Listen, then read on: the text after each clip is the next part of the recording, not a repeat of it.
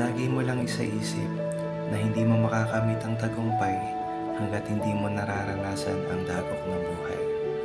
At walang nagtagumpay na hindi dumaan sa ganyan dahil parte yan sa araw-araw nating pamumuhay. Walang kukuha kung hindi ka mag-aalok. Walang magbubukas ng pinto kung hindi ka kakatok. Lahat ng pader na nakaharang ay kayang gawing pinto.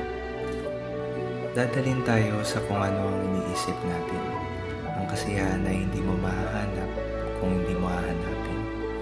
Ang hiling ay hindi mo makukuha kung hindi mo hihilingin. Tuloy lang at balang araw tayo ay titinggin. Hindi natin mapagtutugma ang hinaharap para sa iyong kinabukasan. Ang mapagtutugma mo lang ay ang iyong mga naranasan.